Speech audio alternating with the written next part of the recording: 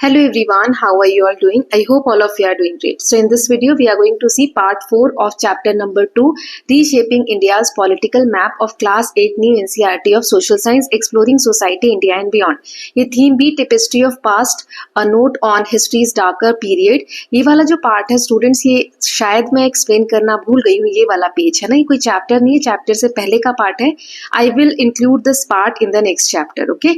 So इस chapter number 2, Reshaping India's Political map का ये चैप्टर का लास्ट पार्ट है, पार्ट नंबर 4. इसके बाद एक छोटा सा पार्ट आएगा जिसमें आपकी जो नोट्स हैं, समरीज हैं और एग्जाम बेस्ड क्वेश्चंस जो होते हैं वो हम कवर करेंगे. चलिए बचा हुआ सारा चैप्टर हम इसमें देख लेते हैं. सो अब हम देखने वाले हैं एडमिनिस्ट्रेटिंग इंडिया. जो एडमिनिस्ट्रेशन था दिल्ली सल्तनत के अंदर या मुगल पीरियड के दौरान, वो सारी चीजें हम देखने वाले हैं. सो द दिल्ली सल्तनत introduced a political system centred on Sultan who possessed absolute authority as the political and military head, and whose duties according to contemporary chronicles include defending the territories of Islam against possible aggression, collecting fees and taxes, and keeping in touch with public affairs and the condition of people by personal contact. अब इसका मतलब क्या हुआ, जो दिल्ली सुल्तान थे उनके समय में जो पॉलिटिकल सिस्टम इंट्रोड्यूस हुआ था उसमें सुल्तान एक मेन पोजीशन होल्ड करता था, जैसे राजा होता है ना, वैसे सुल्तान का बहुत इंपॉर्टेंट पोजीशन होता था. उसके पास एब्सोल्यूट अथॉरिटी थी. एब्सोल्यूट अथॉरिटी मतलब एब्सोल्यूट मतलब उससे ऊपर कोई है ही नहीं, जो वो कह देगा वही सही है, सबसे ऊपर जो वो कह दे वही सही है और वही होगा. ठीक है, पॉलिटिकल हेड के तौर पे भी और मिलिट्री हेड के तौर पे भी. और उसकी जो ड्यूटीज थी उस वक्त के, कॉन्टेम्पररी मतलब होता है उस समय के क्रॉनिकल्स, जो भी हमें लेख दिखने को मिलते हैं या किताबें हैं, जो भी चीजें हैं, तो वो हमें ये बताते हैं कि जो ये सुल्तान था उसकी ड्यूटीज क्या क्या थी. तो पहले तो जहां जहां इस्लाम की टेरिटरी है, जहां जहां पर उनका धर्म माना जाता है, टेरिटरी यानी लैंड एरिया, उसे डिफेंड करना, कोई भी अगर एग्रेशन उसके खिलाफ हो रहा है तो. फिर कलेक्ट करना फीस और tax, and keeping touch with public affairs and the condition of the people by personal contact. Personal contacts के थ्रू लोगों में क्या चल रहा है, लोगों की क्या कंडीशन है, उसके बारे में जानकारी रखना. ठीक है. So the sultan was however assisted by a council of minister. सुल्तान अकेले ही सारा काम नहीं करता था, उसके साथ एक टीम होती थी जिसे हम कहते हैं काउंसिल ऑफ मिनिस्टर. जैसे आज भी हमारे प्राइम मिनिस्टर वर्क करते हैं तो उनके साथ काउंसिल ऑफ मिनिस्टर उनका सपोर्ट करती है या उनका हेल्प करती है वर्किंग में, राइट? वैसे ही so who were in charge of various departments of saltanat. ये जो सल्तनत था जिसे सुल्तान चलाता था, किसकी मदद से? Council of minister. तो सभी काउंसिल ऑफ मिनिस्टर को एक एक डिपार्टमेंट दे दिया जाता था. जैसे आज भी हर डिपार्टमेंट की मिनिस्ट्री है, वैसे ही उनको अलग अलग डिपार्टमेंट्स दे दिए जाते थे काम करने के लिए. One instrument of administration was iqta system. जैसे हमने देखा कि एडमिनिस्ट्रेशन की बात कर रहे हैं तो उन्होंने बहुत सारे रिफॉर्म्स किए, बहुत सारे रूल रेगुलेशन रहे होंगे, राइट? वैसे एक चीज थी इक्ता सिस्टम. इसमें क्या होता था, in which territories were assigned to nobles, iqtadars, to collect taxes which minus expenses were supposed to go to the sultan's treasury. अब जैसे ये हम कहते हैं दिल्ली सल्तनत था, इसमें छोटे छोटे जो जगह है मैनेज करने के लिए एरिया को डिवाइड कर दिया गया. हर एक एरिया को, जैसे लैंड एरिया, इतना जो लैंड एरिया है इसे हम कहेंगे इक्ता. ठीक. अब ये एक व्यक्ति को दे दिया जाता था, जो भी उनके काम करते थे उनको दे दिया जाता था, जिसे कहा जाता था इक्तदार्स. ठीक है. अब उसका काम क्या होता था, ये जो एरिया है, ये पर्टिकुलर एरिया, इससे टैक्स वसूलना. ठीक है, ये देखो यहाँ लिखा है टैक्सेस कलेक्ट करना. अब राजा तो सेंटर में बैठा हुआ है ना, सुल्तान जो है, तो इससे टैक्स वसूल के ये इक्तेदार क्या करेगा, अपना खर्चा ले लेगा, माइनस कर लेगा, बाकी का जो बचा हुआ टैक्स है वो सारा इस राजा खजाने में जाएगा, है ना. ट्रेजरी मतलब क्या होता है, खजाना. यहाँ पर ये वर्ड लिखा है treasury. I hope it is clear. इस वाले पैराग्राफ को एक बार फिर से रीड कर देती हूँ ताकि समझ में आए. One instrument of administration was iqta system, जिसमें टेरिटरीज यानी लैंड एरिया दे दिए जाते थे, असाइन कर दिए जाते थे इक्तेदार्स को. वो क्या करते थे, to collect taxes which minus expenses, वो अपना एक्सपेंस माइनस कर लेते थे, एंड बचा हुआ पैसा suppose to go to the sultan's treasury, सुल्तान के खजाने में बचा हुआ पैसा सारा जाता था. They were needed in particular to maintain army. अभी जो इक्तेदार हैं ये तो एक तो टैक्स वसूल रहे, और क्या काम करते थे, ये जो पैसा माइनस कर रहे हैं ना, अभी मैंने बोला ये अपना एक्सपेंस रख लेते थे, तो किस चीज का एक्सपेंस रखते थे, they had to maintain army. इनको आर्मी रखनी पड़ती थी, मेंटेन करनी पड़ती थी। सुल्तान आर्मी नहीं रख रहा है या रख रहा है तो थोड़ी रख रहा है, बाकी ये जगह जगह जो इक्तेदार इसने रखे हैं, ये इक्तेदार क्या करते थे, आर्मी मेंटेन करते थे। The system created a network of local administrators loyal to the central authority, but their posts were not hereditary.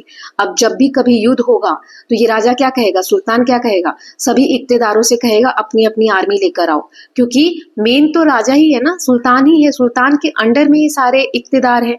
तो राजा ने क्या किया, लोकल हर जगह जगह के ये लोकल एरिया के लॉयल पर्सन अपने लिए रखे थे इक्तेदारी सिस्टम में। लेकिन ये जो पोजीशन थी, ऐसा नहीं है कि इस एरिया का जो इक्तेदार है वो डेथ हो गई तो उसका बेटा ही इक्तेदार बनेगा, नहीं। ये जो पोजीशन थी हेरिडिटरी नहीं थी, मतलब वंशावली के हिसाब से नहीं चलती थी कि जो इस वंश का आगे आएगा वही बनता चला जाएगा, right. While taxes were levied on trade at every stage, the burden fell most heavily on the peasantry, and some contemporary accounts report considerable cruelty in extracting revenue from the land. अब इस line का क्या मतलब है, मैं एक बार ये वाला डायग्राम फिर से बना देती हूँ ताकि आपको समझ में आए।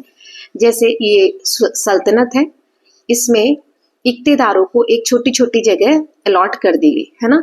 अब क्या कहा राजा ने या सुल्तान ने कि आप इस एरिया से टैक्स वसूलो, इसमें से अपना खर्चा रखो, बाकी सारा जो केंद्र में सेंटर में गवर्नमेंट है या सुल्तान का जो सल्तनत है उसके खजाने में बाकी का पैसा जाएगा। तो ये जो अपना खर्चा इक्तेदार को निकालना है वो किस लिए, आर्मी मेंटेन करने के लिए।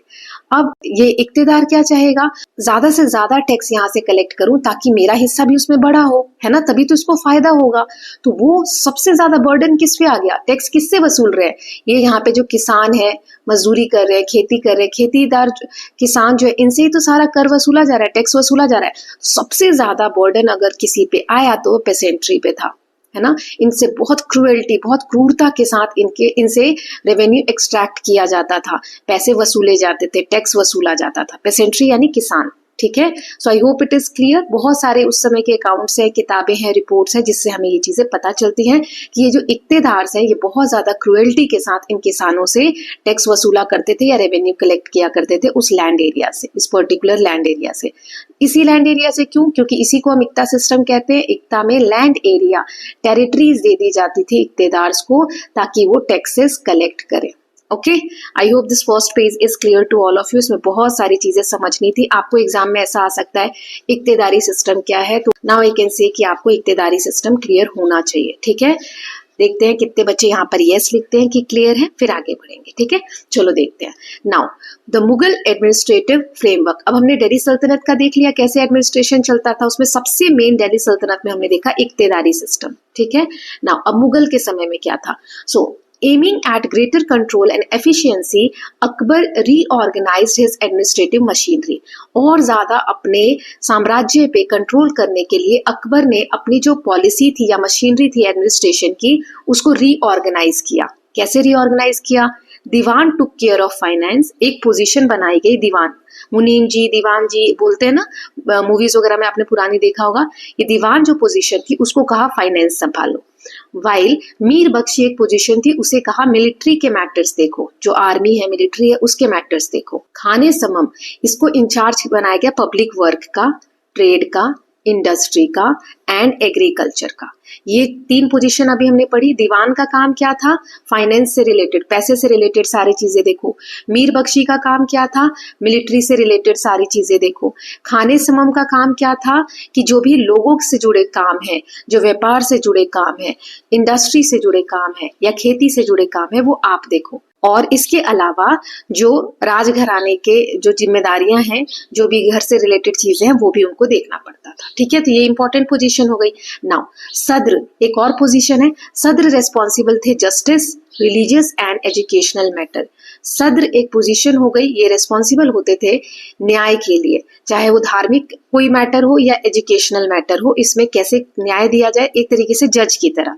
Then such ministers were assigned to each of the empires 12 province. अब जैसे मुगल साम्राज्य इतना बड़ा है तो इसको भी छोटे छोटे हिस्से में बांटा गया। जैसे अभी हमने दिल्ली सल्तनत में देखा, सो उस समय हमने देखा इक्ता, इक्तेदार ये था। अभी क्या हम बोल रहे हैं यहाँ पर, सूबा, ठीक है। ये जो छोटे छोटे एरिया इन्हें हम सूबा कहते थे, उस वक्त सूबास कहा जाता था। हर सूबा में ये सारी पोजीशन होती थी। यहाँ पे भी एक दीवान होगा, एक मीर बख्शी होगा, एक खाने समन होगा, एक सद्र होगा, ठीक है, ये सारे मैटर्स संभालने के लिए। कितने प्रोविंस थे ऐसे मुगल साम्राज्य में? 12। इसे 12, 1 2 3 4 5 6 7 8 9 10 11 12, ठीक है। नाउ विच वर फर्दर सब डिवाइडेड। अब ये जो एक एरिया है, मैं दूसरा कलर यूज कर लेती हूँ, ये जो एक एरिया है ये भी ऐसा नहीं है कि इतने बड़े एरिया को कोई संभाल रहा है, इसके अंदर भी बहुत सारे छोटे छोटे एरिया में इस एरिया को भी बांटा गया, ऐसे समझ लो, ठीक है। हर एक इस एरिया को भी छोटे छोटे एरिया में बांटा गया। सो ये जो सूबास थे, in subas they are further divided with effective check and balance enforce between the government official, ताकि सही से कंट्रोल रखा जा सके, कामकाज की देखरेख की जा सके। At the village level traditional structures of self governance continued more or less undisturbed. पहले के समय से ही जो ये छोटे छोटे, अब ये जो छोटा सा एक लेवल है, ये छोटा सा एक लेवल है, यहाँ पे विलेज लेवल पे, गांव के लेवल पे जो ट्रेडिशनल स्ट्रक्चर था, सेल्फ गवर्नेंस, लोग अपना कामकाज खुद देखते थे, जैसे पंचायत सिस्टम वगैरह हो गया, पहले से जो चला आ रहा था उसको डिस्टर्ब नहीं किया गया, ठीक है। They left undisturbed. So I hope it is clear. क्या क्या मेन चीजें थी? सूबा, हर सूबा में ये 12 सूबा थे उसमें इंपॉर्टेंट पोजीशन होती थी जिससे एडमिनिस्ट्रेशन को चलाया जाता था। आगे और दिया है, चलिए रीड करते हैं। So Akbar also instituted the mansabdari system. जैसे दिल्ली सल्तनत में इक्तेदारी सिस्टम था, तो यहाँ पर मुगल साम्राज्य के दौरान था मनसबदारी system. As Abul Fazl recorded in his Aini Akbari which describes Akbar's administration. अब यहाँ पर अबुल फजल ने एक किताब लिखी जिसका नाम है आईने अकबरी। अकबर के समय की जो भी डिटेल्स थी वो सारी इस किताब में लिखी हुई है। तो उसमें अकबर के एडमिनिस्ट्रेशन को डिस्क्राइब करते हुए अबुल फजल ने लिखा है कि मनसबदार्स, जैसे इक्ते में थे इक्तेदार्स, तो मनसबदारी सिस्टम में मनसबदार्स यानी जो ऑफिसर्स थे, according to their mansab rank were expected to maintain a precise number of elephants, horses, camels as well as troop for the state. अब जैसे इक्तेदार्स को आर्मी मेंटेन करनी होती थी, वैसे ही मनसबदार को उनकी रैंक के हिसाब से, उनकी पोजीशन के हिसाब से, यानी मनसब के हिसाब से उनसे एक्सपेक्ट किया जाता था कि वो आर्मी मेंटेन करे। उसमें एलिफेंट्स होनी चाहिए, घोड़े होने चाहिए, ऊंट होने चाहिए और ट्रूप्स भी, सैनिक भी होने चाहिए, जो कि जरूरत पड़ने पर स्टेट यानी जो मुगल साम्राज्य का केंद्र है, जो मेन राजा है, उनको जब जरूरत पड़े तो वो वहां पर अपनी सर्विसेज प्रोवाइड कर सके। So this made it possible to assemble an army at a short notice without having to maintain a permanent centralised army. ये जो केंद्र में मेन सम्राट है, मान लो अकबर है, तो इसको अब एक बड़ी आर्मी रखने की जरूरत नहीं थी। क्यों? क्योंकि जितने प्रोविंस है, जितने सूबा है, हर जगह एक व्यक्ति होगा जिसका पोजीशन क्या होगा? मनसबदार यानी ऑफिसर होंगे। इन्हें जो मनसब मिलती है रैंक के हिसाब से आर्मी ऑलरेडी मेंटेन करते थे। तो जब भी कभी युद्ध हो रहा है, एक छोटा सा नोटिस भिजवाया गया सम्राट के द्वारा, सेंटर में जिसकी पोजीशन है, तुरंत ही मनसबदार क्या करते थे? आर्मी लेकर हेल्प के लिए पहुंच जाते थे। तो इससे क्या है, जो मेन सम्राट है उसको परमानेंट आर्मी रखने की जरूरत नहीं पड़ती थी। So regular inspections were carried out to ensure compliances. सारे रूल रेगुलेशन ये जो मनसबदार है सही से फॉलो कर रहे हैं कि नहीं, इसके लिए समय समय पर इंस्पेक्शन किया जाता था, चेक किया जाता था। Mansabdars were generally paid by being assign land, jagirs. जैसे इक्तेदार में लैंड एरिया दे दिया जाता था, उनको टेरिटरी दे दी जाती थी, अपना खर्चा वो उससे निकालते थे, बाकी का बचा हुआ वो सम्राट को दे देते थे, है ना, खजाने में रखने के लिए। ऐसे ही मनसबदार को भी एक जमीन का टुकड़ा दिया जाता था सैलरी के लिए, ठीक है। ये देखो यहाँ लिखा है वर जनरली पेड। उनको पेमेंट कैसे की जाती थी? लैंड एरिया से। लैंड को उस वक्त क्या कहा जाता था? जागीर। आपने सुना होगा बहुत बार जागीर टर्म, ये तुम्हारी जागीर नहीं है। जागीर यानी लैंड एरिया, जो एज अ सैलरी या खर्चा निकालने के लिए मनसबदार को दी जाती थी। And were therefore also known as jagirdars. जैसे वहां इक्ता दिया जाता था तो इक्तेदार्स, यहाँ जागीर दी जा रही है तो इन्हें हम जागीरदार्स भी कहते थे, ठीक है। Now despite Akbar's growing tolerance for different faith, non Muslims were kept in a minority in the higher echelons of the administration. Akbar की पॉलिसी हमने देखा था कि उसने सभी धर्म के प्रति रिस्पेक्ट शुरू की, है ना। टॉलरेंस मतलब होता है सबको रिस्पेक्ट देना, सभी विचारों को। फिर भी जो नॉन मुस्लिम थे, मतलब जैसे हिंदू हो गए या जो ऐसे व्यक्ति, सब्जेक्ट्स, ऐसी प्रजा जो मुस्लिम नहीं थे, उनको माइनॉरिटी में रखा जाता था हायर पोजीशन में। जैसे राजा की जो सभा है, दरबार है, उसमें बहुत सारे पोजीशन होते हैं, ऑफिसर्स होते हैं। सो उन ऑफिसर्स में जो हायर पोजीशन थी उसमें नॉन मुस्लिम लोगों को कम ही रखा जाता था। फॉर इंस्टेंस एक एग्जाम्पल दिया है, total percentage of non Muslim official in his administration rarely exceeded 1/3 of the total. जितने भी लोग हैं, मान लो कि 9 लोग टोटल हैं, तो कभी भी इसका 1/3 यानी कि 3 से ज्यादा, है ना, नहीं होते थे नॉन मुस्लिम पर्सन, ठीक है। And was often much less, कभी कभी 3 से भी कम होते थे। Even among Muslim officials those of foreign origin were generally favoured over those of Indian origin. अब मुस्लिम जो ऑफिसर्स होते थे उसमें भी ऐसे मुस्लिम कम होते थे जो इंडिया में जिनका जन्म हुआ, बल्कि जो फॉरेन से पहले से आए हुए थे उनको ही पोजीशन में ज्यादा रखा जाता था, ठीक है। अब आगे पढ़ने से पहले ये इमेज रह गई, पिछले पेज पे एक इमेज दी गई थी। So manuscript painting of Abul Fazl seated on a terrace with his completed chronicles before him. यहाँ पर अबुल फजल का एक पिक्चर ड्रॉ किया गया है या पेंटिंग है, मिनिएचर मैन्युस्क्रिप्ट पेंटिंग मतलब हाथ से बनाई गई पेंटिंग है। यहाँ पर अबुल फजल ने जो भी चीजें लिखी हैं, अभी हमने पढ़ा आईने अकबरी, एक किताब लिखी है। सो उस तरीके के सारे उसके कंपाइलेशन यहाँ पर रखे हुए हैं। चलिए अब आगे पढ़ते हैं। एक यहाँ पर व्यक्ति का नाम आता है टोडरमल। टोडरमल ये कौन थे? अकबर के फाइनेंस मिनिस्टर थे। इन्होंने इंट्रोड्यूस किया एफिशिएंट रेवेन्यू सिस्टम। किस तरीके से साम्राज्य है उसका रेवेन्यू यानी इनकम बढ़ाई जाए, उसके लिए उन्होंने एक रेवेन्यू सिस्टम एफिशिएंट इंट्रोड्यूस किया। He made detail survey of crop yields and prices and determined prices for each crop on the basis of that information. एक डिटेल सर्वे किया गया कि कितनी किस खेत में क्या क्रॉप उगती है, उस हिसाब से सभी क्रॉप के प्राइसेस डिटरमाइन किए गए, मूल्य पता किया गया ताकि रेवेन्यू कलेक्शन आसानी हो जाए। अब टोडरमल ने एक और चीज की, ही ऑल्सो इनिशिएट करना मतलब शुरू करना, शुरुआत। सो उन्होंने शुरुआत किया a systematic survey of land in entire empire which boosted revenue collection and strengthen the state apparatus. अब इसका मतलब क्या? उन्होंने एक सिस्टमैटिक सर्वे भी किया पूरे एम्पायर के लैंड एरिया का। ये ऑलरेडी मैं आपको बता चुकी हूँ, जितने दूर में एम्पायर फैला हुआ था उसके सभी लैंड एरिया का उन्होंने इंस्पेक्शन किया, सर्वे किया, जिससे रेवेन्यू कलेक्शन बूस्ट मतलब उसमें बहुत ज्यादा बढ़त हुई और स्टेट का जो ट्रेजर था, खजाना था, वो बहुत ज्यादा मजबूत हुआ। We will see a different kind of administration that of Marathas in the next chapter. So अभी हमने मुगल्स का देख लिया और दिल्ली सल्तनत का एडमिनिस्ट्रेशन सिस्टम देख लिया। अब मराठा का नेक्स्ट चैप्टर में दिया हुआ है। सो आई होप आपको दिल्ली सल्तनत में हमने 2-3 चीजें देखी, इक्ता और इक्तेदार्स, ठीक है। और मुगल के समय हमने देखा पहले मनसब, फिर मनसबदार्स और एक और पोजीशन हमने देखा था जागीरदार्स, ठीक है। और एक इंपॉर्टेंट व्यक्ति हमने देखा टोडरमल, इसके फाइनेंस मिनिस्टर थे। टोडरमल ये आर है। और हमने ये भी देखा कौन कौन सी इंपॉर्टेंट पोजीशन थी उस वक्त, है ना।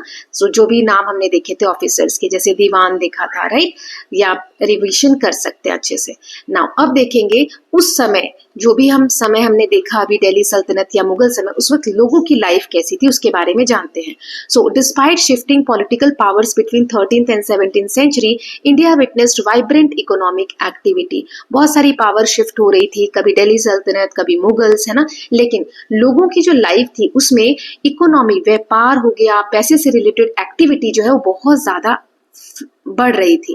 Thanks to its agrarian foundation, thriving artisanal industries, community based and temple based economies and extensive trade networks. So ये क्यों हो रहा था, ये इकोनॉमी इतनी ग्रो क्यों कर रही थी? पहले तो एग्रेरियन फाउंडेशन था, क्योंकि हमारे देश की शुरुआत से जो बेस रहा है वो खेती रहा है। खेती से जुड़े लोग बहुत ज्यादा वर्क किए हैं खेती के फील्ड में, है ना, एग्रीकल्चर के फील्ड में। सो फाउंडेशन रहा। फिर आर्टिस्ट जो थे उनकी इंडस्ट्रीज हमेशा से थ्राइव हुई, काम जो कर रहे हैं वो लोग वैसे प्रोडक्ट्स बहुत ज्यादा खरीदते थे। फिर टेम्पल बेस्ड इकोनॉमीज थी, ये सब हम पिछले चैप्टर्स में पढ़ चुके हैं, पिछली क्लासेस में। एक्सटेंसिव ट्रेड नेटवर्क्स थे, व्यापारी बहुत दूर दूर से आते थे व्यापार करने के लिए, right.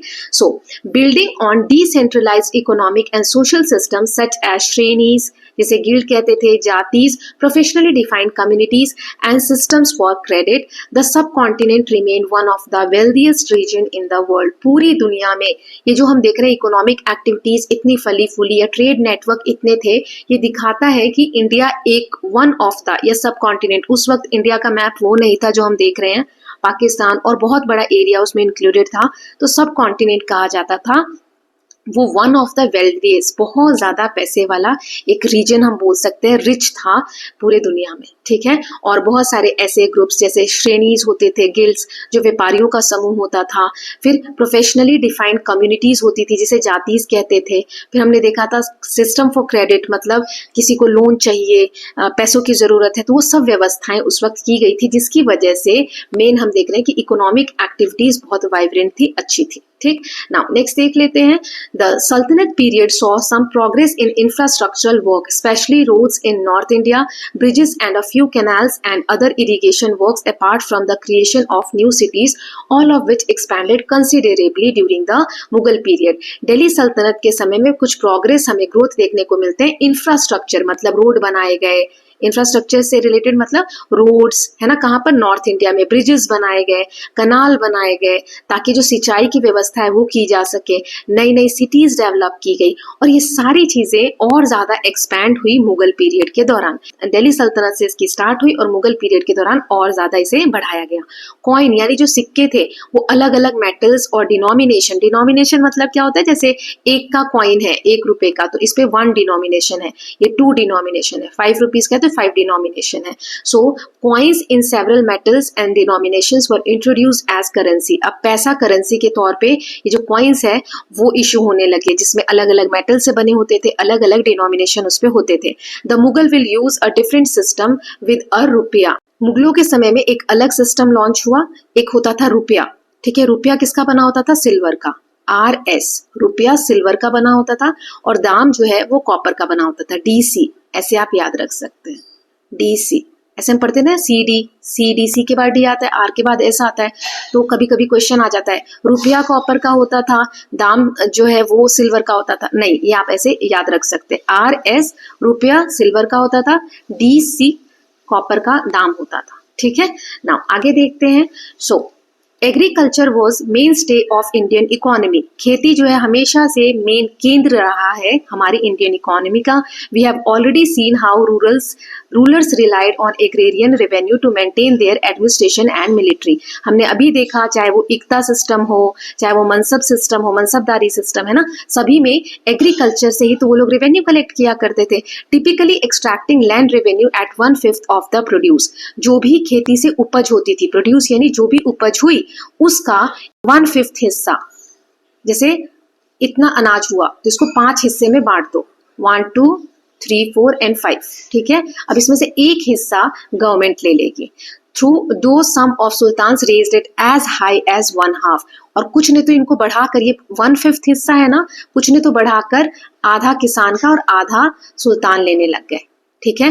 The expansion of irrigation system increase agriculture productivity, allowing for the production of multiple crops including both food, rice, wheat, barley, pulses, sugar cane, spices etcetera, and non food items, cotton, which fed a thriving textile production, silk, wool, dyes, timber, jute etcetera. अब agriculture में irrigation की व्यवस्था हो गई, सिंचाई की व्यवस्था develop हुई, अभी हमने देखा पीछे वाले पेज पे, जिसकी वजह से प्रोडक्शन ज्यादा होने लगा, बहुत सारे क्रॉप्स लगाने लगे लोग, जिससे दोनों तरीके की क्रॉप्स उगाई जाने लगी। फूड, एक तो खाने वाली जिसमें राइस, व्हीट, बार्ले, दालें, शुगर केन, मसाले, ये उगाए जाते थे, ये हो गया फूड आइटम। और दूसरा होता था नॉन फूड आइटम, जैसे कॉटन हो गया। कॉटन की जो उपज है वो उस वक्त जो टेक्सटाइल, जो फैब्रिक बनाने की, जैसे सिल्क, वूल, डाइज, टिम्बर, इन सभी में कॉटन का यूज होता था। Then let us note that agriculture output varied from region to region and period to period. The peasantry suffered several severe famines in this period with relief depending upon the particular rulers benevolence. मतलब अब ये सारा खेती किससे related है? पेसेंट्री से, मतलब किसानों से। किसानों, जो किसान थे, हर जगह तो एक जैसा एग्रीकल्चर आउटपुट नहीं होता है ना। खेती में उपज कहीं ज्यादा होती है, कहीं की मिट्टी ज्यादा उपजाऊ होती है, कहीं की कम होती है। रीजन टू रीजन ये अलग होता है, पीरियड टू पीरियड समय के हिसाब से भी अलग होता है। सो बहुत सारे किसानों ने बहुत बार फैमिन यानी फेमाइंस भी बोलते हैं, अकाल, जिस समय बारिश नहीं हुई, अनाज बिल्कुल भी नहीं हुआ, है ना। अब उस वक्त ये लोग टैक्स कैसे देंगे बेचारे? तो इस वक्त राजा कैसा है? राजा उस वक्त जो है उसकी बेनेवोलेंस मतलब दया, अगर वो दयालु है तो क्षमा कर देता था, जो टैक्स है उस साल के लिए माफ कर देता था, नहीं तो फिर जो किसान है उनको बहुत ज्यादा टॉर्चर किया जाता था, उनके साथ क्रूअल्टी की जाती थी। ठीक है, so I hope it is clear now.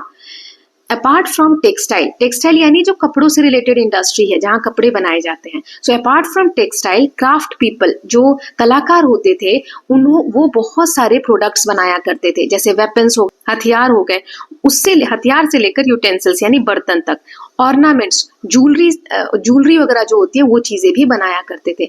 Ship building, जो नाव वगैरह जहाज बनते थे पानी के, वो बनाए जाते थे, जो जरूरी होते थे नदियों के लिए, और जो समुद्र पार करके ट्रेड हो रहे हैं, व्यापार हो रहे हैं, ये सारी चीजें बनाई जाती थी। डेवलप्ड कंसिडरेबली इन दो सेंचुरीज। सो क्राफ्ट पीपल ने इन सारी चीजों का प्रोडक्शन एक तरीके से हम देखें तो डेवलप किया उस सेंचुरीज के दौरान। ठीक है, Indian goods were exported, India का जो सामान था, गुड्स यानी जो भी वस्तु है, वो एक्सपोर्ट की जाती थी through coastal and river side town. जो कोस्टल एरिया है, समुद्र के किनारे का एरिया है, या नदी के किनारे का जो शहर है, वहां से एक्सपोर्ट किए जाते थे, भेजे जाते थे।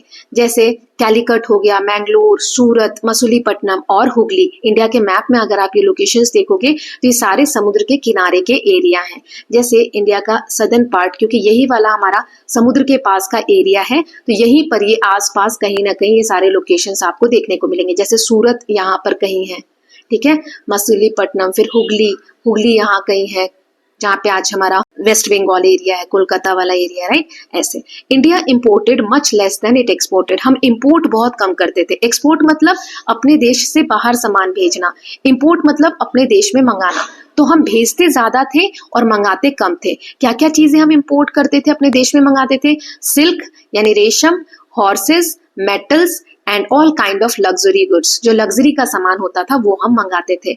मर्चेंट्स यानी जो व्यापारी होते थे, फ्रॉम अरेबिया, पर्शिया अब हम ईरान के नाम से जानते हैं, and central Asia, settle in Indian ports. ये सारे व्यापारी अरेबिया से, पर्शिया से यानी ईरान से, सेंट्रल एशिया से आते थे व्यापार के लिए, और इंडिया का जो ये कोस्टल एरिया है, जो पोर्ट वाला रीजन है, वहां पर आके सेटल हो जाते थे, रुक जाते थे, और कंट्रीब्यूट करते थे बस्टलिंग ट्रेड एक्टिविटी को। जो व्यापारिक, ये जो व्यापार से रिलेटेड एक्टिविटीज हैं, उसमें बहुत ज्यादा कंट्रीब्यूट करते थे। Now the Hundi system also enable merchants to transfer fund across political boundaries without physically transporting currencies, making them less vulnerable to plunder. अब ये हुंडी सिस्टम क्या है? हुंडी सिस्टम एक तरीके से एक लेटर है, मान लो जैसे यहाँ कोई कंट्री है, इस कंट्री का व्यक्ति इंडिया में आया व्यापार करने, ठीक है। अब यहाँ पर वो बहुत सारा पैसा लेकर नहीं आएगा, है ना, कि इतना पैसा कैरी करके ले जा रहा है और यहाँ कोई सामान खरीदेगा फिर वो पैसा पे करेगा। इतना पैसा कैरी करना रिस्की होता था, तो ये लोग क्या करते थे, एक पेपर दे दिया। अब इनका कोई, यहाँ के व्यापारी का कोई व्यक्ति यहाँ होगा, तो इस पेपर के बदले में उसको दूसरी कंट्री में पैसा मिल जाता था, ठीक है। सो हुंडी सिस्टम ऑल्सो एनेबल मर्चेंट, ये फंड ट्रांसफर करना आसान हो गया पॉलिटिकल बाउंड्रीज के अराउंड। फिजिकली ट्रांसपोर्टिंग करेंसी लेकर, करेंसी यानी पैसा लेकर जाने की जरूरत नहीं पड़ती थी। लूटपाट के चांसेस उसमें ज्यादा होते थे, तो वो भी अब कम हो गया था हुंडी सिस्टम की वजह से। Trader community such as Marwaris became adept at operating across different political regime.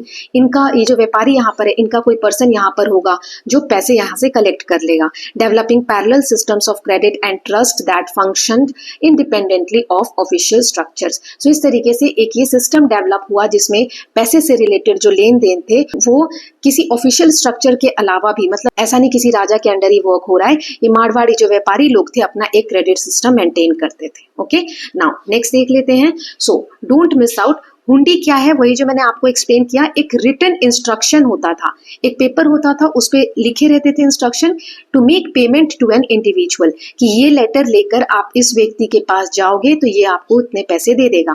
It could be carried across political borders, अब ये व्यक्ति इस कंट्री का है तो इस कंट्री में बोला है पैसे लेने के लिए, तो यहाँ भी आ सकता है, ठीक है, कहीं पर भी जाके आप पैसे ले सकते हो। और it enabled financial transaction without the need to carry currency, ऐसा नहीं है कि आपको करेंसी पैसे लेकर ट्रैवल करना पड़ेगा, आप ये पेपर लेकर ट्रैवल कर सकते हो। A precursor to modern banking, आज के बैंक की तरह जैसे चेक दे देते हैं, चेक पैसा थोड़ी है, लेकिन हम चेक दे देते हैं तो वो व्यक्ति चेक ले जाता है, किसी भी बैंक में देगा, किसी भी स्टेट में जाके वो बैंक में देगा तो उसको उतने पैसे मिल जाते हैं, सेम वैसा ही है ना। These systems worked across trade networks without the participation of ruling class, इसमें राजा का कोई रोल नहीं होता था, व्यापारी लोग आपस में नेटवर्क बनाते थे और वो इसके थ्रू व्यापार करते थे। ओके, नाउ आगे देख लेते हैं। So temples as centre of economic activity, मैंने अभी आपको थोड़ी देर बताया कि टेम्पल्स से रिलेटेड इकोनॉमिक एक्टिविटी भी डेवलप हो रही थी। यहां हमने कहीं देखा था, एक सेकेंड, यस ये रहा, देखो टेम्पल बेस्ड इकोनॉमी। सो ये क्या है, इसके बारे में थोड़ा सा यहाँ पर दिया हुआ है, वैसे पिछली क्लासेस में हम पढ़ चुके हैं।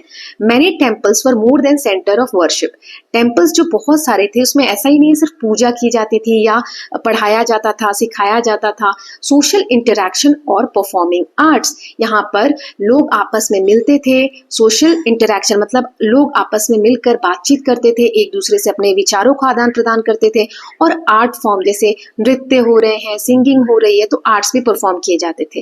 दे also created ecosystem with vastly market, ruling classes donated land and wealth daan to temples deity, held in trust by temple managers who develop community infrastructure, irrigation system, tanks, etc.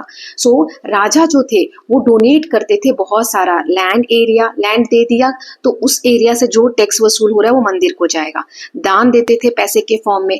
अब जो टेम्पल के managers थे, अधिकारी थे, वो इस पैसे को यूज करते थे कम्युनिटी मतलब लोगों के लिए इंफ्रास्ट्रक्चर डेवलप करने में, जैसे सिंचाई के साधन डेवलप कर दिए, टैंक्स बनवा दिए, है ना, एंड पिलग्रिम एकोमोडेशन, जो तीर्थ यात्री वगैरह होते थे उनके रहने की व्यवस्था करना, जैसे धर्मशाला बनवा दिए, छत्राम्स बना दिए। So temples provided merchant with credit and funded internal as well as maritime trade, और जो मर्चेंट व्यापारी होते थे उनको क्रेडिट देना, पैसे देना, चाहे वो इंटरनली ट्रेड कर रहे हो, देश के अंदर कर रहे हो, या फिर मैरीटाइम ट्रेड समुद्री व्यापार कर रहे हो, मैरीटाइम मतलब समुद्र से रिलेटेड। सो टेम्पल्स भी उस वक्त इकोनॉमिक एक्टिविटी में बहुत ज्यादा वाइब्रेंट तरीके से पार्टिसिपेशन टेम्पल्स का भी था। Okay, now let's see the next. While early period saw prosperity, शुरू का जो समय था समृद्धि दिखाता है, prosperity मतलब समृद्ध था, लेकिन late 1600s witness economic stress, बाद में 1600 के आसपास हम जाने लगे तो वहाँ पे इकोनॉमी बहुत अच्छी नहीं थी, स्ट्रेस दिखता है। peasant जो किसान थे were often left with a small share of their produce after taxes and payments to intermediaries party, हमने देखा कि जो बिचौलिए थे वो टैक्स वसूलते थे किसानों से और वो मेन राजा को ले जाकर देते थे। अब ये बिचौलिए जो थे चाहते थे किसानों से ज्यादा टैक्स वसूला जाए, लूटा जाए, ताकि राजा को तो एक फिक्स हिस्सा देना है। राजा कहता था कि अगर इतनी खेती हुई तो उसका इतना हिस्सा मुझे दे दो। अब राजा को तो सिर्फ इतने हिस्से से मतलब है, ठीक है। ये क्या करता था, ये बिचौलिया इससे किसानों से और ज्यादा वसूलता था ताकि इतना हिस्सा वो अपने पास रख पाए, जितना ज्यादा वसूल ले उतना उसका प्रॉफिट है। इसीलिए ये जो इंटरमीडिएरीज थे, बिचौलिए थे जो राजा ने रखे थे किसानों से टैक्स वसूलने के लिए, ये बहुत ज्यादा स्मॉल शेयर छोड़ते थे किसके पास, किसानों के पास, क्योंकि किसान टैक्सेस ही पे करते रह जाता था और इन बिचौलियों को पेमेंट देता था, जिस वजह से this caused many to lose their land and become bonded labour. इसकी वजह से बहुत सारे किसानों की जमीन चली गई, क्योंकि ये जो बिचौलिए थे ये क्या कहते थे, अगर तुम टैक्स नहीं दोगे तो तुम्हारी ये जो जमीन है वो हम छीन लेंगे। तो क्योंकि कभी हमने देखा अकाल है, सिंचाई सही नहीं हुई या अनाज का ग्रोथ सही नहीं हुआ, प्रोडक्शन सही नहीं हुआ, तो वो टैक्स नहीं दे पाते थे तो उनकी जमीनें छीन ली जाती थी और उनको क्या बना दिया जाता था, बॉन्डेड लेबर, बंधुआ मजदूर, हिंदी में इसे बोलते हैं बंधुआ मजदूर। कि पैसे भी पे नहीं किए जाएंगे और तुम राजा के लिए काम करते रहोगे बिना किसी पेमेंट के, ठीक है। Historians suggest that craft people and labourers too often faced harsh economic condition. इतिहासकार बताते हैं कि जो ये क्राफ्ट पीपल थे, जो कलाकार थे या जो भी अपने हाथों से कोई चीज बनाकर बेचते थे या जो लेबर्स थे, उनको बहुत हार्श कंडीशन फेस करनी पड़ती थी इकोनॉमिक के तौर पर। मतलब पैसों की बहुत दिक्कत, उनके साथ इकोनॉमिक जो कंडीशंस थी उनकी बहुत खराब थी। India was still a land of abundance as testified by many Arabs and European travelers, but the wealth was largely concentrated in the hands of rulers, courtiers, high officials and the merchant class.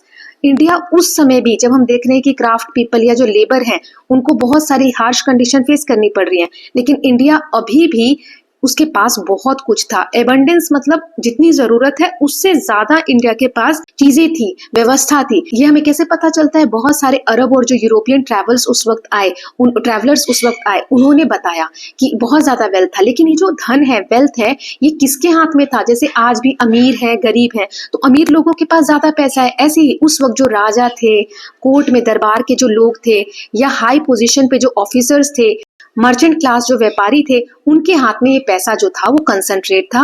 गरीब लोग जो थे, craft people या labourers जो थे, उनकी जो condition थी वो तो बहुत खराब थी। Frequent warfare in addition caused forced displacement of population. और हम देख रहे थे कि जगह जगह जीतने के लिए जो ये सम्राट है या राजा है, ये लड़ाइयां लड़ रहा है ना। फ्रीक्वेंट मतलब बहुत जल्दी जल्दी लड़ाइयां होती थी, जिसकी वजह से जो पॉपुलेशन है, लोग हैं, उनको एक जगह से दूसरी जगह जाकर सेटल होना पड़ता था, डिस्प्लेस होना पड़ता था, ठीक है। Now at the level of the common people, there were instances of clashes, especially over sacred sites that had been desecrated or destroyed under the ruler's sanction. राजा के अंडर हम बहुत सारे ऐसे साइट्स देखते हैं, सेक्रेट मतलब पवित्र जगह होती थी, जिनको नुकसान कर दिया जाता था। इसकी वजह से कॉमन पीपल के बीच में बहुत सारे क्लैशेस देखने को, लड़ाई झगड़े देखने को मिलते थे। But by and large people of different faiths and communities live peacefully side by side, economically dependent on each other. बड़े लेवल पर देखें तो अलग अलग फेथ के विश्वास करने वाले लोग या कम्युनिटीज जो अलग अलग धर्म को मानते, ये लोग पीसफुली ही रहा करते थे, शांति ही मेंटेन करके रखते थे। कहीं कहीं पर हमें ऐसी चीजें देखने को मिलती थी कि क्लैशेस हो रहे हैं, ठीक है। और ये लोग इकोनॉमिकली एक दूसरे पे डिपेंडेंट थे। मतलब कोई व्यापारी है, वो किसी चीज को खरीद रहा है, तो कोई लोग बना रहे तभी तो वो खरीद रहा है, तो सभी एक दूसरे पे निर्भर थे। ओके, नाउ नेक्स्ट देख लेते हैं। Even as most rulers across India patronised art. हमने देखा कि बहुत सारे राजाओं ने आर्ट फॉर्म को, कलाओं को पैट्रोनाइज यानी संरक्षण दिया। साथ ही साथ बहुत सारी कम्युनिटी भी थे, समुदाय भी थे, जो अपने आर्ट को, ट्रेडिशन को रिवाइव करने में, मेंटेन करने में और समय के हिसाब से, चेंजिंग सर्कमस्टेंसेस, जैसे जैसे सिचुएशन बदल रही थी उसके हिसाब से चेंज हो रहे थे, रिवाइव करने में अपना योगदान दे रहे थे। Among those cultural tradition a fair degree of interaction resulted in creation of shared heritage. अलग अलग लोग जो आकर मिल रहे थे, उनके कल्चर इंटरैक्ट हो रहे थे, जिसकी वजह से एक हम कह सकते हैं मिली जुली एक हेरिटेज, धरोहर क्रिएट हुई। Through it all, India endured economically prosperous on the whole, but often politically unstable. इन सभी सिचुएशन में जितना हमने पढ़ा, दिल्ली सल्तनत, मुगल, इन सब समय में इंडिया इकोनॉमिकली तो बहुत प्रॉस्परस रहा, मतलब समृद्ध रहा, लेकिन पॉलिटिकली अनस्टेबल रहा। कभी कोई राजा आ रहा है, कभी कोई राजा आ रहा है, कभी कोई शासन संभाल रहा है, तो पॉलिटिकली स्टेबिलिटी नहीं थी। During this period of frequent reshaping of political map, India faced serious challenges. ये जो पॉलिटिकल मैप में चेंजेस आप देख रहे हैं, कभी कोई राजा कहाँ तक अपना शासन कर रहा है, कहीं पे एक्सपैंड कर रहा है, इसमें इंडिया को बहुत सारी सीरियस चैलेंजेस फेस्ड करने पड़े, बट सर्वाइव, लेकिन सर्वाइवल था। It is a tale not only of hardship. ये सिर्फ एक ऐसी कहानी नहीं है जो अभी तक हमने पढ़ी जिसमें सिर्फ मुश्किलें देखनी पड़ी, बट ऑल्सो ऑफ रिजिलियंस, धैर्य का भी एक परीक्षा है। Through the swords when the occasion demanded, जब जरूरत पड़ी तो तलवार से, but also through fresh creation in art, literature, spiritually and timeless value. जो समय के हिसाब से जैसी जैसी डिमांड आई, तलवार उठाना हो या आर्ट लिटरेचर में चेंजेस हो, सब तरीके से इंडिया ने अपना धैर्य का उदाहरण दिया और इन सभी हार्डशिप को फेस किया।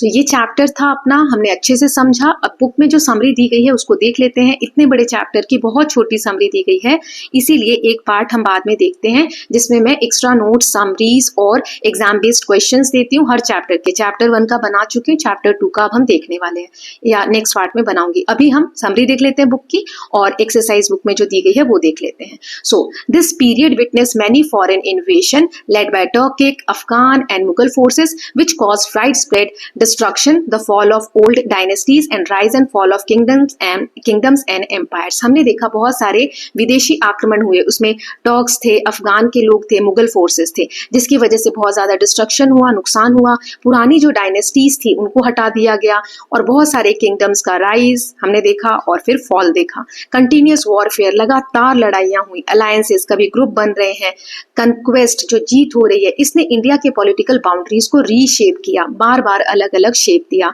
फिर इस समय में हमने बहुत ज्यादा रिलीजियस इनटॉलरेंस देखा कि लोग एक अपने धर्म को मनवाने के लिए दूसरे धर्म को नीचा दिखाना या उन धर्मों के लोगों के साथ अच्छा व्यवहार नहीं करते थे, जैसे बुद्धिस्ट, जैन, हिंदू, सिख और जोरेस्ट्रियंस और ट्राइबल जो पीपल थे वो बहुत ज्यादा सफर हुए persecution eight times through though some rulers were more broad minded than others. कुछ राजा ऐसे थे जो ब्रॉड माइंडेड थे, जो सभी धर्मों को एक्सेप्ट करते थे, लेकिन बहुत कम थे। Agriculture and trade expanded, enhancing India's wealth and connectivity with wider world. Trade expand हुआ, एग्रीकल्चर एक्सपैंड हुआ, इंडिया का कनेक्शन हुआ एक तरीके से बाहरी दुनिया के साथ बहुत बड़े लेवल पे। Yet the economic condition of common subjects generally remained harsh. Subjects यानी प्रजा, जो कॉमन प्रजा थी, जो साधारण लोग थे, उनकी जो कंडीशन थी वो अभी भी उतनी अच्छी नहीं थी, हार्श थी। ठीक है, देन यहाँ दिया हुआ है Indian society showed adaptability and resilience in rebuilding town, cities, temples and other aspects of economy.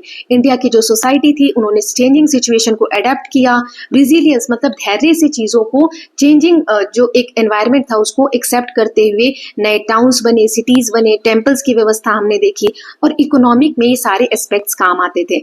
Eight the same time it found ways to preserve cultural tradition and blend indigenous and foreign elements to create new cultural expressions।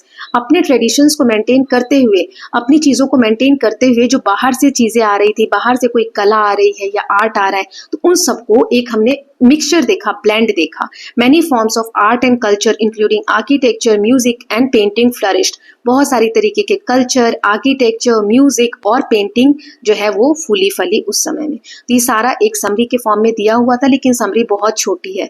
अब हम book के question answer देख लेते, एक एक करके देख लेंगे। सो पहला है compare the political strategies of Delhi Sultanat and Mughals while similarities and differences existed between them. Political strategies क्या थी दिल्ली सल्तनत की और मुगल की, उसे हमें कंपेयर करना है, सिमिलैरिटीज और डिफरेंसेस भी बताने हैं। तो इसका आंसर देख लेते हैं। सो दिल्ली सल्तनत ये डिपेंड करते थे मोस्टली कंक्वेस्ट, मतलब जो जीत है, रेड करने पे, मतलब लूट पाट पे, प्लंडर पे बहुत ज्यादा वो लोग डिपेंडेंट थे। हैवी लैंड टैक्सेस जैसे जजिया जैसी चीजें हैं वो कलेक्ट करते थे। फ्रीक्वेंट, लगातार हमें देखने को मिलते थे वायलेंट सक्सेशंस, वीकेंड स्टेबिलिटी, जो राजा है एक दूसरे को खत्म करके वो आगे का अपना सक्सेशन ले रहे हैं, और स्टेबिलिटी बहुत ज्यादा कमजोर थी। Followed the iqta system for revenue collection, वो लोग इक्ता सिस्टम फॉलो करते थे रेवेन्यू कलेक्शन के लिए। मुगल के दौरान उन्होंने मिलिट्री पावर और डिप्लोमेसी दोनों यूज की। अकबर ने जजिया एंड कर दिया और सुलह कुल, जो सभी धर्मों को बराबर समझते थे, वो एक स्टार्ट किया। उसने मनसबदारी सिस्टम स्टार्ट की बेटर एडमिनिस्ट्रेशन के लिए। आर्ट, लिटरेचर और आर्किटेक्चर को भी एनकरेज किया गया मुगल समय में। सिमिलैरिटी ये है, दोनों के समय में लैंड रेवेन्यूज और आर्मीज पे ये लोग डिपेंडेंट थे। डिफरेंसेस ये है, मुगल ने स्टेबिलिटी और टॉलरेंस की तरफ ध्यान दिया, सल्तनत में ये चीजों की हमें कमी देखने को मिली। नाउ नेक्स्ट क्वेश्चन है, why did kingdoms like Vijayanagara empire and Ahom kingdoms manage to resist conquest for a longer time compare to others. हमने देखा विजयनगर एम्पायर या जो अहोम किंगडम थे, इन्होंने बहुत समय तक रेजिस्ट मतलब रोका, किसको? मुगल एम्पायर्स को अपने ऊपर कंट्रोल करने से। ऐसा क्यों हुआ? What geographical, military and social factors contributed to their success. ऐसी कौन सी कंडीशंस थी, चाहे वो ज्योग्राफी से रिलेटेड हो, मिलिट्री से रिलेटेड हो या सोशल फैक्टर्स हो, जो उनके सक्सेस में काम देती थी। सो ये आंसर देख लेते हैं इसका हम। सो विजयनगर के बारे में पहले देखते हैं। इनकी इकोनॉमी स्ट्रांग थी क्योंकि एग्रीकल्चर और ट्रेड स्ट्रांग था। पावरफुल आर्मी थी और लार्ज फोर्टिफिकेशन, जो उनकी किलेबंदी की गई थी, किला जो उनका एरिया होता था, किला होता था, उसकी अच्छे से उन्होंने बाउंड्रीज की होती थी जो प्रोटेक्शन प्रोवाइड करती थी। ज्योग्राफी का अगर हम देखें, हिल्स और रिवर्स जो है ये प्रोटेक्शन ऑफर करते थे इनको, इनसे इन्हें प्रोटेक्शन मिलती थी। अहोम्स जो है उन्होंने पैक सिस्टम यूज किया जिसमें हर व्यक्ति जो है उनके एरिया का वो आर्मी की तरह, लेबर की तरह वर्क करता था। एक्सपर्ट थे लोग गुरिल्ला वॉरफेयर में और रिवर बैटल्स में। डेंस फॉरेस्ट और हिल्स जो है वो उन्हें नेचुरल डिफेंस प्रोवाइड करते थे। अच्छा, ये अहोम्स किस रीजन में थे, हमने चैप्टर में पढ़ा था, मुझे कमेंट सेक्शन में बताइएगा। इनमें सिमिलैरिटीज क्या थी, दोनों ने ज्योग्राफी जो वहाँ का टोपोग्राफी था, हिल्स है, माउंटेन्स है, फॉरेस्ट है, उसको यूज किया और इनकी लीडरशिप बहुत स्ट्रांग थी। डिफरेंस क्या थे, अहोम जो है वो गुरिल्ला टैक्टिक्स से वॉर लड़ते थे, विजयनगर जो है वो वेल्थ और उनके जो फोर्ट्स वगैरह हैं उससे वो जाने जाते हैं। ठीक है, नाउ थर्ड क्वेश्चन देख लेते हैं। सो तीसरा है, imagine you are a scholar in the court of Akbar or Krishnadeva Raya, write a letter to a friend describing politics, trade, culture and society you are witnessing. मान लीजिए कि आप कृष्णदेव राय या अकबर के समय में उनके कोर्ट में एक विद्वान है, स्कॉलर यानी विद्वान है। आप उस समय की जो पॉलिटिक्स है, ट्रेड है, कल्चर है, उसके बारे में आपको बताना है जो आप विटनेस कर रहे हैं अपने फ्रेंड को एक लेटर में। तो कैसे लेटर लिखेंगे, चलिए देख लेते हैं। सो Dear friend, I write to you from the magnificent court of Akbar Krishnadev Rai. The politics here is filled with great ambition, with rulers expanding their territories yet also welcoming allies. हमने Akbar or Krishnadeva राय के समय में जो जो चीजें देखी वो यहाँ पर मैंने लिख दी हैं। जैसे जो यहाँ पे पॉलिटिक्स है उसमें बहुत ज्यादा एम्बिशंस हैं, बहुत ज्यादा एक्सपैंड करने की ना, राजा हमेशा सोचता है अपनी टेरिटरीज को बढ़ाने के लिए। ट्रेड फ्लरिश होता है, व्यापारी जो होते हैं दूर दराज से आते हैं सिल्क लेकर, स्पाइसेस लेकर, हॉर्सेस लेकर। आर्ट और कल्चर जो है वो रॉयल पैट्रनेज, जो राजघराने हैं वो उनको संरक्षण देते हैं। टेम्पल्स, लिटरेचर्स एंड म्यूजिक इस पैट्रनेज के अंदर, इस संरक्षण के अंदर फ्लरिश हो रहे हैं। सोसाइटी जो है वाइब्रेंट है, people of many communities living together, बहुत सारे जो अलग अलग फेथ के, बिलीफ के लोग हैं साथ में रह रहे हैं। Truly I feel fortunate to witness such a rich age of progress and exchange. तो यहाँ पे आप बता सकते हैं कि अच्छा लग रहा है ये सारी चीजें फील करके या विटनेस करके कि कितना रिच एज है प्रोग्रेस का और कैसी चीजें एक्सचेंज हो रही है। योर सिंसियरली या योर लविंगली यहाँ पर आप अपना नाम लिख देंगे। ठीक है, नाउ नेक्स्ट क्वेश्चन देख लेते हैं। How come Akbar, a ruthless conqueror in his young days, grew tolerant and benevolent after some years? What could have led to such changes? Akbar जो है शुरू में बहुत ज्यादा क्रूर शासक था अपने, जब वो यंग था तब, लेकिन बाद में वो टॉलरेंट हो गया, सभी फेथ, सभी धर्मों को मानने लग गया था, मतलब विश्वास दिखाने लगा था। और दया, बेनेवलेंट मतलब दया की भी भावना उसके अंदर आ गई थी। तो ये चेंज कैसे हुआ, तो इसका आंसर देख लेते हैं। सो अर्ली ईयर्स, जो शुरुआती समय था अकबर के चेंज की हम बात करें तो शुरू में वो रुथलेस था, मतलब बहुत क्रूर था, ब्रूटल था बैटल्स में, जैसे चित्तौड़गढ़ का जो बैटल था वहां पर। मेच्योरिटी ब्रॉड चेंज, धीरे धीरे वो मैच्योर हुआ तो उसके अंदर चेंजेस आए। उसे रियलाइज हुआ उसे रियलाइज हुआ कि स्टेबिलिटी चाहिए एम्पायर में तो टॉलरेंस होना जरूरी है। जो लोग यहाँ रह रहे हैं उनके धर्मों का रिस्पेक्ट करना जरूरी है। Interaction with scholars of many religion at his court, अलग अलग रिलीजन के बहुत सारे विद्वान उसके कोर्ट में, उसके दरबार में आते थे, वहां बातचीत होती थी। मैरिज अलायंस उसने किए राजपूत के साथ। देन उसने जजिया एबॉलिश कर दिया। सुलह कुल जैसे यूनिवर्सल पीस जैसी उसने थॉट को प्रमोट किया। एम क्या था कि एम्पायर मजबूत हो, यूनिटी आए इन सभी चीजों के थ्रू। ये नहीं कि वॉर कर करके हम एम्पायर को स्टेबल करें, वॉर से एम्पायर स्टेबल नहीं होता है, इंस्टेबिलिटी आती है। Transformation from a harsh warrior to a more tolerant benevolent empire, तो इस तरीके से अकबर की हम पर्सनालिटी में एक ट्रांसफॉर्मेशन देखते हैं। Okay, now next question fifth देख लेते हैं। What might have happened if Vijayanagara empire had won the battle of Talikota? Imagine and describe how it could have changed the political and cultural history of South India. क्या होता अगर Vijayanagar empire तलीकोटा में जीत गया होता, उसमें हार गया था, वहीं से विजयनगर एम्पायर का डिक्लाइन हुआ। क्या होता अगर जीत जाता, और हिस्ट्री में फिर कैसे कैसे चेंज हमें देखने को मिलते, पॉलिटिकल या कल्चरल, वो आपको बताना है। तो चलिए आंसर देख लेते हैं। So if Vijayanagara had won Talikota the empire would have stayed strong and united. Empire बहुत ज्यादा स्ट्रॉन्ग बना होता और एकजुट होकर रह रहा होता। कल्चरल सेंटर्स जैसे हम्पी थे और other cities have continued to flourish. Temple, art, architecture ये और ज्यादा हाइट्स तक पहुंचे होते। साउथ इंडिया ने रेसिस्ट किया होता मुगल और सल्तनत एक्सपेंशन को। ट्रेड एंड इकोनॉमी जो डेक्कन में थी वो प्रॉस्पेरस रिमेन, मतलब कि अभी भी समृद्ध बनी रहती। Overall south India might have become the leading political and cultural power of India. Then next देख लेते हैं sixth question. Many values promoted by Sikhism including equality, सेवा and justice remain relevant today. Sikh धर्म के लोगों ने जो वैल्यूज, जो विचारधाराएं उनकी थी, जैसे इक्वालिटी, सेवा और जस्टिस, ये आज भी रेलिवेंट है आज के समाज में भी। इनमें से हमें एक कोई वैल्यू सेलेक्ट करनी है और डिस्कस करना है कि कैसे ये आज के कॉन्टेम्पररी मतलब आज के समय में आज के सोसाइटी में रेलिवेंट है। तो जैसे यहाँ पर मैंने आंसर दिया है Sikh values in today's world, justice एक एग्जाम्पल मैंने लिया, justice in Sikhism standing against operation की कोई आपको दबा रहा है, कोई आपके ऊपर अत्याचार कर रहा है तो उसके अगेंस्ट आपको खड़ा होना है। कमजोर वर्ग जो है उनको प्रोटेक्शन देना एंड इक्वली सबको ट्रीट करना, ये आज भी रेलिवेंस है। जिससे कि needed to ensure fairness in law and governance, सबके प्रति न्याय की व्यवस्था हो, help fight against corruption discrimination and social evils, जो करप्शन हमारे समाज में फैला है, डिस्क्रिमिनेशन भेदभाव जो हमारे समाज में है और सोसाइटी में बहुत सारी बुरी चीजें फैली हुई हैं, उसके अगेंस्ट फाइट करने में ये थॉट्स हमें हेल्प करते हैं। Promotes equality of caste gender and religion, किसी भी रिलीजन का कोई हो, किसी भी जेंडर का हो, किसी भी कास्ट का हो, उसमें इक्वल ट्रीटमेंट का एक भाव देते हैं। Builds a more compassionate and peaceful society, हमारी एक ऐसी सोसाइटी डेवलप हो जहां शांति हो, सबके बीच में कंपैशनेट एक दूसरे के प्रति दया का भाव हो। सो कंक्लूजन क्या है कि सिख के जो वैल्यूज हैं ये आज भी मॉडर्न सोसाइटी को गाइड करते हैं टुवर्ड्स जस्टिस एंड हार्मनी। ठीक है, हार्मनी मतलब पीसफुल तरीके से रहना। Now the last question is, imagine you are a trader in port city, एक कोई सा भी पोर्ट सिटी है वहां पर आप व्यापारी हैं। इमेजिन करना है आपको, मान लीजिए सूरत, कैलिकट या हुगली में, आपको सीन डिस्क्राइब करना है as regards goods people you trade with, movement of ship, कैसे शिप मूव कर रहे हैं, कौन सा सामान आप ट्रेड कर रहे हैं लोगों के साथ, उसके बारे में एक आपको सिचुएशन इमेजिन करके बतानी है। तो आंसर देख लेते हैं। Trader seen in port city, bustling markets with spices, cotton, silk and precious stones, तो ये सारी चीजें देखने को वहां पर मिल रही हैं। शिप्स जो हैं वो अरेबिया से, पर्शिया से, यूरोप से, ये क्या क्या लेकर आ रहे हैं, horses, wine, metals and luxury goods. Merchants जो व्यापारी हैं बार्गेनिंग कर रहे हैं, मैनी लैंग्वेजेस, अलग अलग भाषा में वो तोल मोल कर रहे हैं, मोल भाव कर रहे हैं ना। Then labourers loading goods on to carts and ships, जो लेबर्स हैं वो नाव पे या जो कार्ट्स वगैरह है उस पे सामान लोड कर रहे हैं। सेलर्स जो हैं वो वेसल्स को लॉन्ग वेजेस पे, दूर यात्रा पे ले जाने की तैयारी कर रहे हैं। हवा जो है filled with smells of spices and sounds of trade, वहां पे व्यापार से रिलेटेड बहुत सारे शोर देखने सुनने को मिल रहे हैं, जो मसालों की एक स्मेल पूरे एनवायरनमेंट में आपको देखने को मिल रही है।